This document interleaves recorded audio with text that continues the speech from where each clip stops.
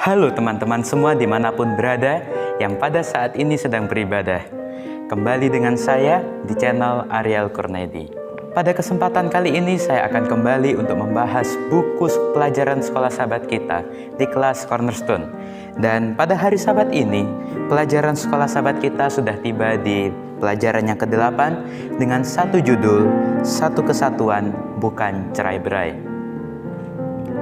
Ayat inti di dalam pelajaran kita pada hari Sabat ini terdapat di dalam 2 Timotius pasal 4 ayat 9. Mari kita sama-sama buka Alkitab kita di dalam kitab 2 Timotius pasal 4 ayat 9. Berusahalah supaya segera datang kepadaku.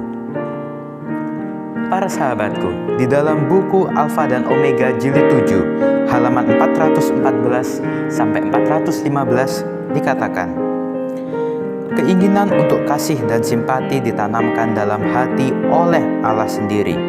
Kristus dalam jam penderitaannya di Getsemani merindukan simpati dari murid-muridnya. Dan Paulus, meskipun tampaknya tidak peduli akan kesukaran dan penderitaan, merindukan simpati dan persahabatan.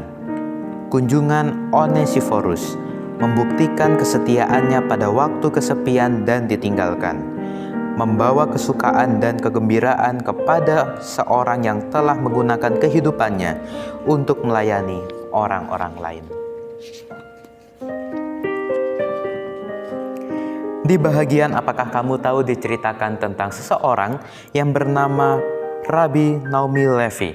Dia adalah penulis buku Talking to God dan juga To Begin Again. Dan dia menuliskan kata-kata sebagai berikut.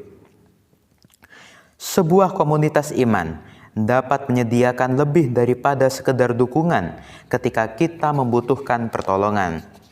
Anggota dari komunitas iman dapat memperkuat tekad kita untuk sembuh, dapat menghubungkan doa kita dengan doa mereka, dan dapat memulihkan iman kita.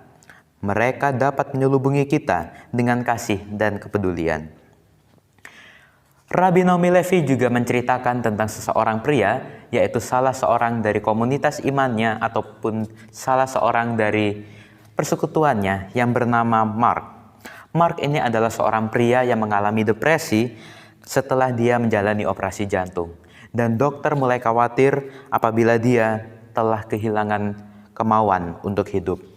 Namun ketika si Rabbi Naomi Levi ini memberikan kesempatan kepada teman-teman persekutuannya untuk datang ke rumah Mark, mengunjungi Mark, memberikan Mark hiburan, memberikan Mark harapan, dan bahkan walaupun si Mark protes, salah seorang wanita mengajak dia ke gereja, dan Mark di dalam gereja dihujani dengan berkat, dengan nyanyian, dan juga dengan doa. Dan tak lama kemudian, kehidupan Mark mulai berubah. Dia mulai memiliki keinginan untuk hidup, memiliki pengharapan untuk hidup, dan dia mulai menjalani aktivitasnya seperti sedia kala. Menjadi kesukaan bagi Rabbi Naomi Levi, bagi teman-teman sepersekutuan, dan juga bagi Mark sendiri. Di dalam apakah pendapatmu diberikan sebuah fakta dan juga sebuah pertanyaan untuk kita jawab di dalam buku sekolah sahabat kita. Berdasarkan berbagai penelitian ilmiah, orang yang terlibat secara aktif di dalam gereja, di dalam pekerjaan Tuhan, dan di dalam persekutuan-persekutuan memiliki kesehatan yang cenderung lebih baik dan juga memiliki umur yang lebih panjang. Mengapa demikian? Marilah kita cari informasi-informasi, baik itu di dalam internet, di dalam buku-buku majalah, di dalam buku-buku bacaan, ataupun di sumber-sumber yang lain. Dan berikanlah 3 alasan yang paling masuk akal untuk menjadi anggota dari persekutuan Kristen, ataupun anggota dari komunitas iman Kristen. Marilah kita jawab pertanyaan ini dan tugas ini di dalam buku sekolah sahabat kita, ataupun di dalam kelas sekolah sahabat kita. Para sahabatku, kita langsung saja masuk ke dalam cerita. Pada pelajaran sekolah sahabat kita hari Sabat ini, diceritakan tentang Paulus yang sedang menulis surat kepada para sahabatnya. Di awal dikatakan, Sebab Allah memberikan kepada kita bukan roh ketakutan, melainkan roh yang membangkitkan kekuatan dan kasih dan ketertiban. Tuhan Allah memberikan kita roh, bukan roh ketakutan, tetapi roh kepedulian, roh kasih, dan roh ketertiban. Dia memberikan kita satu kekuatan untuk dapat menjalankan misi Tuhan. Jadi para sahabatku, Paulus menasihatkan kepada para sahabatnya dan juga kepada kita sekarang ini, janganlah malu bersaksi tentang Tuhan. Janganlah kita malu bersaksi. Janganlah kita malu memberitakan tentang Tuhan kepada para sahabat kita, kepada orang-orang di sekitar kita. Dan pada saat itu Paulus juga menasihatkan, janganlah malu karena aku, janganlah malu karena Paulus. Sebab Paulus di penjara, maka janganlah para sahabat-sahabatnya ini malu, lalu segan, dan juga malas untuk memberitakan tentang Tuhan. Karena pada saat itu, Paulus adalah seorang hukuman, Paulus adalah seorang narapidana, tetapi Paulus menjadi seorang narapidana karena Tuhan. Paulus menjadi seorang tawanan karena imannya di dalam Tuhan. Tetapi ikutlah memberitakan Injil Tuhan, ikutlah menderita. Arti dari menderita adalah ikut merasakan apa yang Paulus rasakan dengan cara membagikan Injil Tuhan oleh kekuatan Allah. Tuhan yang telah menyelamatkan kita dan Tuhan telah memilih kita. Bukan karena perbuatan kita ataupun karena tingkah laku kita, tetapi Tuhan memilih kita karena kasih karunia Tuhan yang Tuhan telah anugerahkan kepada kita, baik itu pada zaman dahulu, sejak zaman permulaan, ataupun sampai masa yang akan datang, sampai kedatangan Tuhan yang kedua kali. Namun di cerita ini, Paulus membicarakan bahwa Tuhan telah menganugerahkan kasih karunia-Nya kepada para sahabat-sahabatnya, kepada Paulus, baik itu pada zaman permulaan ataupun pada saat Yesus datang yang pertama kali. Tuhan datang ke dunia ini untuk mematahkan kuasa dosa, untuk mematahkan kuasa setan yang telah membelenggu manusia karena manusia telah jatuh ke dalam dosa. Tuhan telah mematahkan kuasa itu dan Tuhan telah menggantikannya dengan mengaruniakan kepada kita satu kehidupan yang kekal, satu kehidupan yang tidak akan binasa, yaitu satu kehidupan bersama-sama dengan Tuhan di dalam kerajaan sorga. Menjadi pengharapan bagi kita, menjadi doa kita, harapan di dalam hidup kita, supaya kita dapat berlaku lebih baik lagi hari demi hari, semakin lebih mencintai akan Tuhan, semakin lebih dekat kepada Tuhan di dalam kehidupan kita hari demi hari. Agar pada saatnya nanti, ketika Yesus datang yang kedua kali, kita dapat bersama-sama dengan semua orang, dengan keluarga kita, dengan teman-teman kita, untuk masuk bersama-sama ke dalam kerajaan sorga, hidup kekal bersama dengan Tuhan. Itulah sebabnya aku menderita semuanya ini. Tetapi aku tidak malu, kata Paulus, karena aku tahu kepada siapa aku percaya. Dan aku yakin, Paulus yakin bahwa Tuhan berkuasa memeliharakan apa yang telah dipercayakannya kepada Paulus hingga pada hari Tuhan. Karena imanlah Paulus menderita. Karena imannya kepada Yesuslah, karena kasihnya kepada Yesuslah, Paulus menderita. Tetapi Paulus tidak malu, tetapi Paulus tidak merasa tidak enak. Paulus tidak merasa bersalah. Paulus tidak merasa kesal, tetapi Paulus bersyukur. Karena Yesuslah aku menderita. Pada saat itu, Paulus dan juga teman-temannya telah membicarakan tentang Injil Tuhan.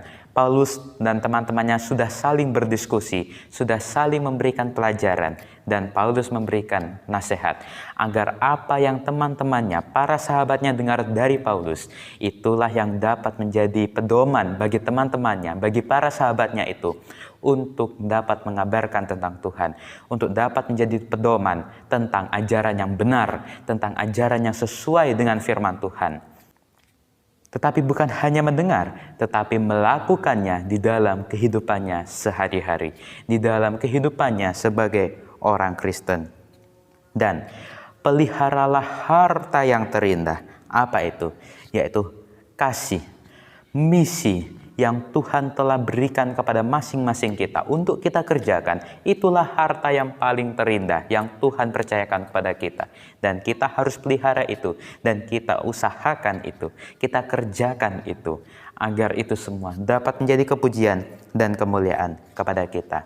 Dan kita harus yakin bahwa dengan Tuhan, dengan karunia yang Tuhan telah berikan, dengan pertolongan Roh Kudus, kita dapat mengerjakan apa yang telah menjadi tugas kita. Pada saat itu Paulus merasa kesepian. Paulus merasa ditinggalkan karena para sahabat-sahabatnya, orang-orang pengikut-pengikut Paulus yang berada di Asia Kecil telah meninggalkan Paulus. Mereka telah berpaling daripada Paulus, termasuk dua orang sahabatnya, yaitu Figelus dan Hermogenes. Tetapi di tengah-tengah situasi pada saat itu, di tengah perasaan Paulus yang merasa sendirian, ada salah seorang keluarga, yaitu keluarga Onesiferus, yang telah mencari Paulus di mana Paulus berada. Dia telah berusaha untuk mendatangi Paulus dan pada akhirnya keluarga ini dapat menjumpai Paulus. Paulus merasa sangat senang. Oh, ada juga orang-orang pengikut-pengikutku yang masih ingat dengan aku, yang datang berusaha untuk menjumpai aku. Walaupun berada di dalam penjara, keluarga Onesiferus ini tidak malu untuk mendatangi hamba Tuhan, untuk mendatangi pengikut Tuhan, untuk mendatangi pelayan Injil yang sangat setia, yang sangat giat. Keluarga Onesiferus tidak malu. Keluarga Onesiferus merasa bangga, merasa senang karena dapat mengunjungi hamba Tuhan. Dan Paulus pun merasa senang, merasa terberkati dengan kedatangan keluarga ini. Dan walaupun ada teman-teman Paulus, para sahabat-sahabat Paulus yang telah berpaling dari Paulus, yaitu diantaranya adalah Demas. Demas telah mencintai dunia dan telah meninggalkan Paulus. Dia telah berangkat ke Tesalonika. Dan juga Kreskes, dia telah pergi ke Galatia. Dan Titus ke Dalmatia. Hanya pada saat itu, hanya Lukas saja yang tinggal bersama dengan Paulus. Tetapi Paulus tetap menyuruh untuk menjemput Markus, salah seorang murid Tuhan, untuk datang kepada Paulus, membawa Markus datang kepada Paulus, karena bagi Paulus, pelayanan Markus sangatlah penting bagi dia, bagi Paulus. Para sahabatku yang terkasih di dalam Tuhan, pelajaran sekolah sahabat kita pada hari Sabat ini, biarlah dapat mengingatkan kita, biarlah dapat membangkitkan, meningkatkan iman kita, supaya kita tetap ingat, tetap fokus kepada tugas utama kita, yaitu memberitakan tentang Tuhan, memberitakan tentang Injil Tuhan, dan janganlah malu bersaksi tentang Tuhan. Oh, saya masih anak muda. Oh, saya masih belum menjadi apa-apa di dalam gereja, belum menjadi anggota majelis di dalam gereja. Saya tidak terpandang. Janganlah malu. Siapapun kita, di dalam kehidupan apapun kita, di dalam kondisi keluarga apapun kita, janganlah malu untuk bersaksi tentang Tuhan. Tuhan tidak memandang, oh dia adalah ketua PA, oh dia adalah ketua jemaat. Tidak hanya seperti itu. Tidak hanya orang-orang yang terpandang yang Tuhan lihat. Tuhan melihat kita semua umat Tuhan untuk dapat bersama-sama bersatu padu untuk dapat menjalankan pekerjaan. Kiranya pelajaran sekolah sahabat ini dapat memberkati kita semua dan dapat menjadi berkat dan juga menjadi penguatan bagi iman kita. Jika para teman-teman suka akan video ini, jangan lupa untuk like dan juga komen, dan bagi yang belum subscribe, silakan untuk subscribe. Juga share video pembahasan pelajaran sekolah sahabat ini ke akun sosial media para teman-teman semua. Dan juga follow akun Instagram saya, Arya.Purnendi. Saya Arya Purnendi, sampai jumpa di pembahasan-pembahasan berikutnya. Kiranya Tuhan menyertai kita semua.